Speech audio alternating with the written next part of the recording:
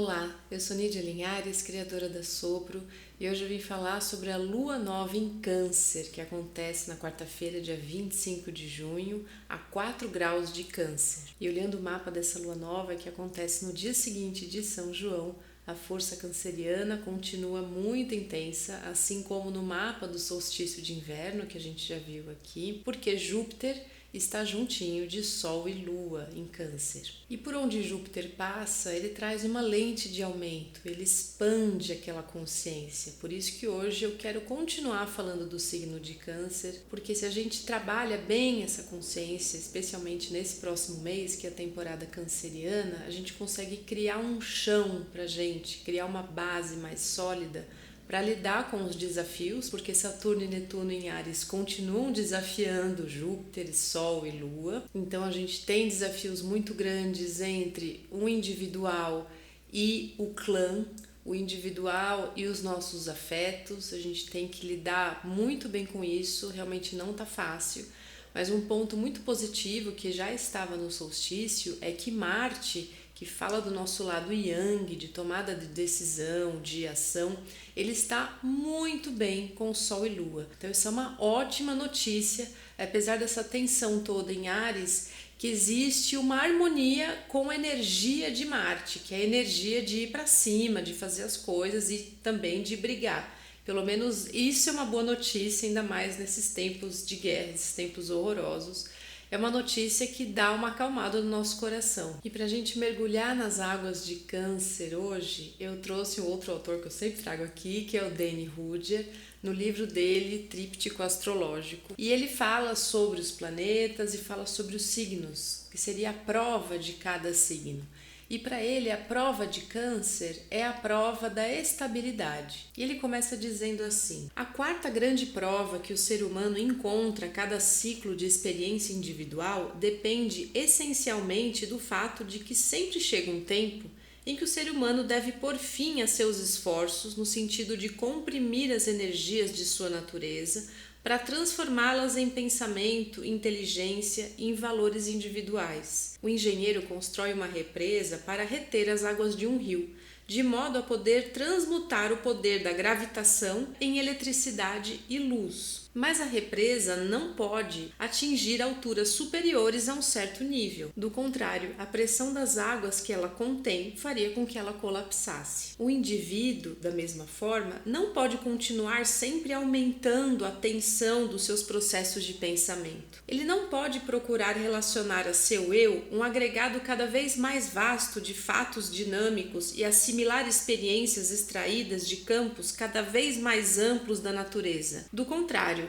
sua mente pode estourar sob a pressão de um excessivo poder e de um exagerado número de descobertas estimulantes. Aí eu faço um parênteses, eu enxergo muito essa energia geminiana aqui. A energia geminiana vai bem nesse sentido, de acumular conhecimento, ideias, possibilidades, mas que chega uma hora que isso tem que parar um pouco. E ele continua dizendo assim: o ser humano precisa parar e juntar dentro de alguma estrutura sólida o patrimônio que acumulou. Antes de poder usar criativamente a inteligência, ele precisa incorporá-la numa estrutura de identidade, uma estrutura que possa sustentar a massa de materiais que ele ganhou da experiência. Em todas as coisas, sempre chega um tempo em que o ser humano precisa dizer: basta. O ser humano precisa de estabilidade. Cedo ou tarde, deve parar em seu guloso abarcamento de sensações e experiências, em suas tentativas de forçar a natureza a se ajustar à teia em expansão de sua avidez intelectual por conhecimento e poder, por poderes sobretudo sensacionais e espetaculares. E essa necessidade de parar se torna a substância da sua maior prova. A prova de estabilidade é a prova de quando, onde e como parar. Tudo daí em diante vai depender desse quando, desse onde e desse como. Onde pare um ser humano, aí estará o seu fundamento, a sua personalidade, o seu lar. Sobre esse fundamento, ele constrói. Desse fundamento, ele desabrocha em autoexpressão, em sua prole, em renascimento espiritual. Mas o que quer que aconteça, Depois do ser humano aceitar como um fato o ter já alcançado o fundo, estará condicionado pela profundidade, pela solidez, pela energia portadora potencial e pelo caráter dos alicerces que foram estabelecidos. Uma pessoa diz: basta. E nesse mesmo instante terá arraigado seu ser e seu destino em um ou outro tipo de energia e substância. Estabeleceu os limites do seu desenvolvimento potencial. Ascender às alturas requer fundamentos profundos. Logo, o problema de atingir picos elevados de inteligência e desse ponto privilegiado ser capaz de abranger um vasto panorama de consciência é, antes de tudo, um problema determinado pela profundidade que se esteja disposto e preparado para atingir. Profundidade aqui significa proximidade do centro. A substância de uma das grandes provas por qual o ser humano deve passar é a sua disposição e sua preparação para alcançar o centro. É a prova do sol da meia-noite. E para alcançar esse sol da meia-noite é preciso passar pelo centro da Terra. O centro se atinge procurando a própria profundidade do ser, o cerne de nosso próprio vazio. Pois, como disse com verdade o poeta irlandês, onde não há nada, aí há Deus. No centro não há coisa alguma. Todo o mundo da natureza está equilibrado em torno do vazio. A gravitação, em seu ponto máximo, para. A gravidade de pensamento, em sua máxima profundidade, é um gargalhar. A levitação não se atinge por meio de uma luta obstinada contra a gravidade na superfície da Terra. A levitação é a prova de que o ser humano alcançou o centro, de que o ser humano aceitou plenamente a gravidade. Precisa usar a natureza para vencer a própria natureza. Precisa usar a gravidade para alcançar o centro onde a gravidade desapareça. O indivíduo que, por estar estabelecido em ser e consciência no centro da sua mesma natureza, pode atuar sobre os centros de todas as coisas. Com facilidade, com um mínimo esforço, ele pode influenciar e reordenar o equilíbrio de tudo quanto circunda esses centros. E também aquela inteligência com que Deus fala, pois Deus é o centro fundamental de todos os universos concebíveis. Respirando fundo aqui, porque o Rudger está indo bem profundamente para a gente chegar nesse centro. É maravilhoso e é uma oposição muito interessante essa expansão de Gêmeos, e que é necessária também, da gente agora parar e ir para o centro, ainda mais falando em tempos de redes sociais, de ficar rolando no celular, onde é tudo o acúmulo de informações, a gente saber falar basta. A gente saber parar e estar no vazio. Continuando, ele diz: a questão não está somente em saber qual a profundidade do alicerce e que nossa estabilidade repousa. Que tipo de estabilidade se procura? É uma questão e tanto.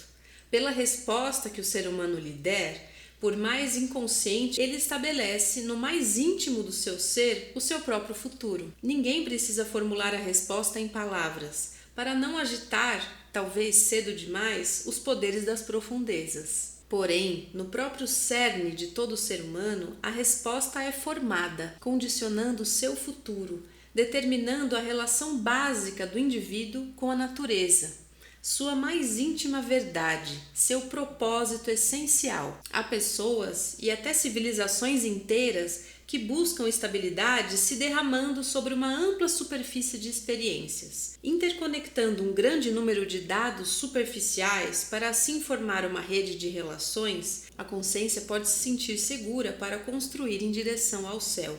O intelecto é um agente que associa fatos observados e contatos sociais na superfície de uma experiência de que foram eliminadas, de saída, as coisas que não se ajustam, as coisas que se precipitam nos domínios onde o sol da racionalidade não entra. A estabilidade intelectual é uma estabilidade de mapas. A pessoa que observa vagueia cobrindo a mais ampla superfície de coisas e conectando picos e vales por linhas de orientação. Estas linhas projetadas no papel constituem um mapa, uma abstração de aparências superficiais. Nossa civilização moderna está construída sobre mapas e sobre uma consciência cartográfica. Contenta-se em associar percepções sensoriais e resultados de experimentos em termos de medições, de metros, bússolas, balanças e relógios. Suas estatísticas dizem respeito inteiramente à entidade superficial de grupos e categorias. Ela procura ou declara procurar satisfazer uma finalidade global, mas o globo que ela vislumbra é essencialmente um invólucro vazio. Não possui vida interior. Não tem centro. Todas as observações da ciência dependem do que for observável na superfície de planetas e de estrelas. E observabilidade aqui significa luz, produto da superfície do Sol. Por lidar com superfícies, o intelecto moderno não consegue reconhecer o significado do vazio ao centro de tudo que há. O centro vivo é um vácuo para o nosso intelecto e para as nossas percepções de massa e substância. Através desse vácuo, o poder criativo do universo fala. É a câmara mais interior, é o local da morada de Deus. Não a glória de Deus projetada sobre o tecido do céu para iluminar todas as coisas superficiais e todos os devotos ansiosos de pompa, radiância e de milagres, mas a pobreza de Deus, de que alguns poucos mais grandes místicos falaram.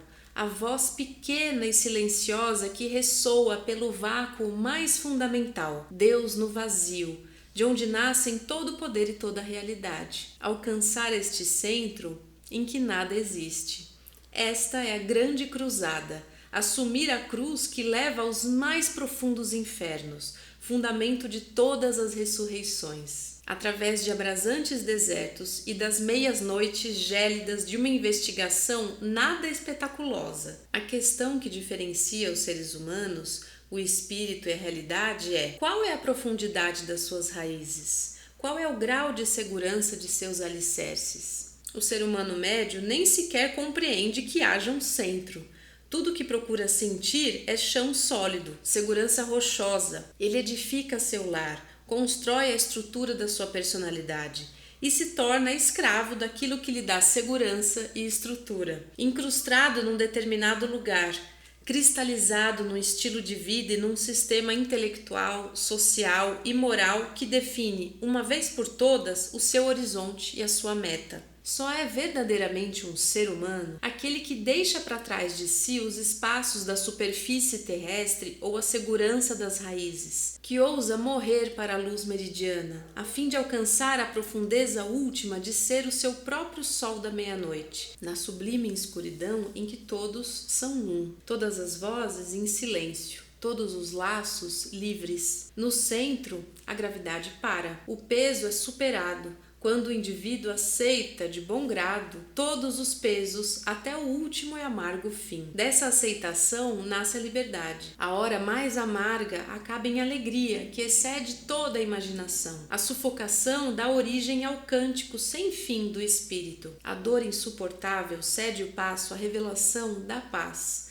A paz que pressão nenhuma pode franzir ou enrugar, pois não há pressão onde todas as pressões são aceitas e equilibradas. Do centro, o indivíduo pode sair em qualquer direção que Deus lhe determine, o Deus em que ele se tornou. Ele é livre porque se transformou naquele vazio através do qual Deus, para sempre, responde a todas as necessidades que surgem da superfície das coisas e se projetam para o céu. Desde o centro, através do vácuo e da quietude, vem a resposta. As pessoas que chegaram ao centro canalizam essas respostas. O Eterno a si mesmo se dá a conhecer. Dele fala o Bhagavad Gita, dizendo: habita no seio de toda criatura o mestre Ishwara, que por seu mágico poder faz que todas as coisas e criaturas se revolvam sobre a roda universal do tempo. Refugia-te somente nele, com toda a tua alma. Por sua graça obterás felicidade suprema, um lugar eterno. É incrível, não sei nem o que falar desse mergulho aqui nessas profundezas que Rudyard nos levou. E acho que é um convite que é muito oportuno, ainda mais para o hemisfério sul, onde a gente está no inverno. Então a gente tem esse privilégio de coincidir a temporada de Câncer, de voltar para dentro, de olhar para esse sol da meia-noite, olhar para o nosso centro e olhar para esse vazio e de estar nesse vazio e de sair um pouco dessa edificação de ideias que se torna uma torre de Babel de Gêmeos para mergulhar nesse centro de Câncer. Compartilhe com a gente nos comentários como essa energia do centro de Câncer se move em você, o que essa leitura despertou em você, e eu desejo pra gente um mês onde a gente mergulhe no vazio.